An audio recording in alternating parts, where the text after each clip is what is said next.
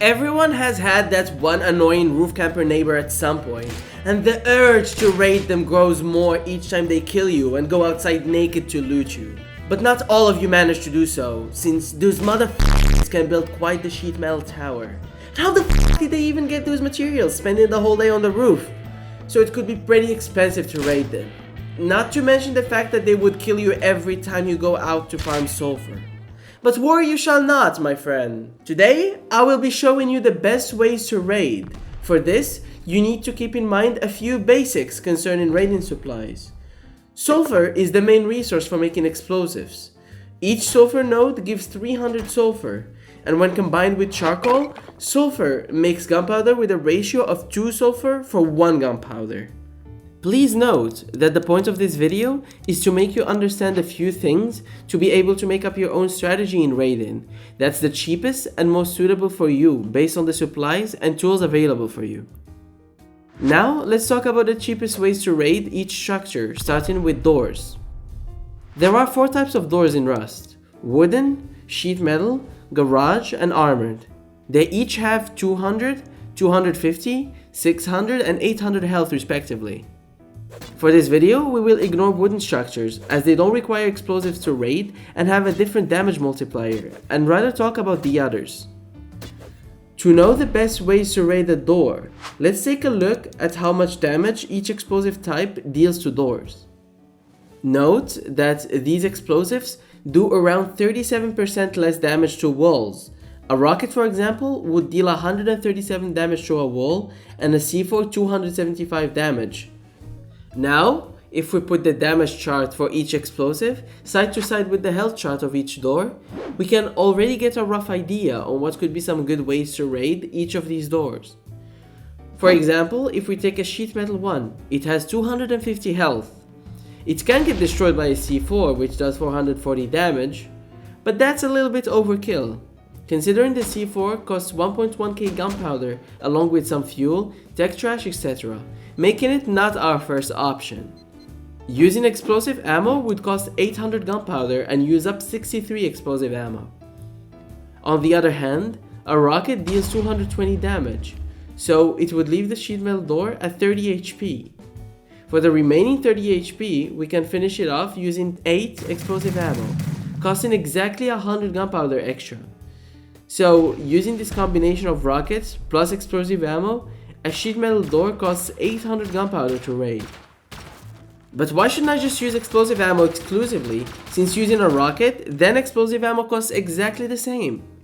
Good that you asked. This brings me to my second point concerning raiding, which can be summed up in 2 words: splash damage. Let me explain. When you're blowing into a structure in Rust, it won't always be a linear path straight to the main loot and TC.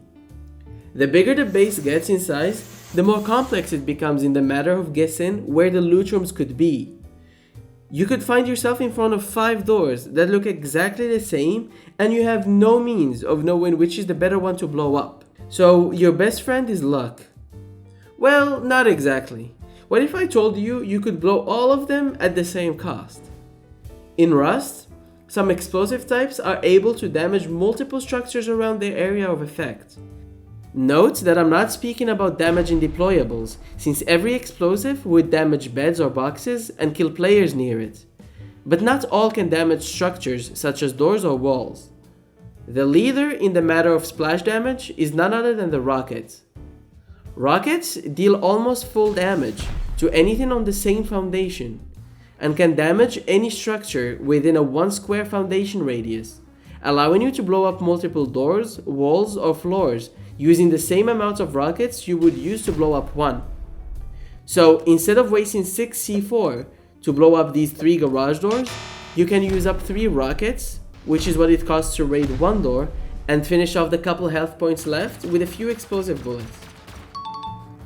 An even better way to utilize the full potential of rockets is against walls and floors if you aim at the junction between them like shown here.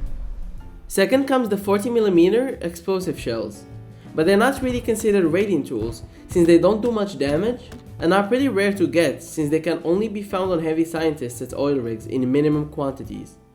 Although they have the same AoE as rockets, they are better used to kill players. The third and last explosive that has an AoE is the explosive 556. Explo ammo has a pretty small splash area, but still can be used to shoot down contiguous structures by shooting exactly at the line between them like shown here. They are best used to finish off small portions of health left on structures after using bigger explosives.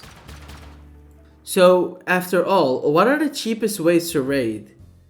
There is no real answer to this question, since it all depends on the layout of the base and if there is any potential to utilize some splash damage to your advantage. But assuming there is no way for you to utilize splash damage, here is the cost in gunpowder per damage for each one of the explosive types against both doors and walls. To help you understand the chart better, if we take the C4, every 2.5 gunpowder invested in that C4 will deal 1 damage to a door, and every 3.44 gunpowder invested in it would deal 1 damage to a wall, because walls take less explosive damage than doors. To sum it up, the quote-unquote best way to raid would always be to splash down multiple structures at once. But then, if you can't, use C4 to deal the most amount of damage, since it does the most damage per cost for one structure, and then finish the rest off with explosive ammo or even rockets. I hope this video made you understand how raiding really works, and made you look at it from a different angle, especially when you're on a budget. Now, go back and raid that motherfucking roof camper! And hey, if this isn't the first time you watch one of our videos, then you should definitely subscribe. If it's your first time on the channel, then welcome to you, and if you liked the video, you can also subscribe. This video was brought to you thanks to serverblend.com. If you're looking for a stable and reliable server host with the best support team, then Serverblend is the way to go. A link to their website will be left in the description.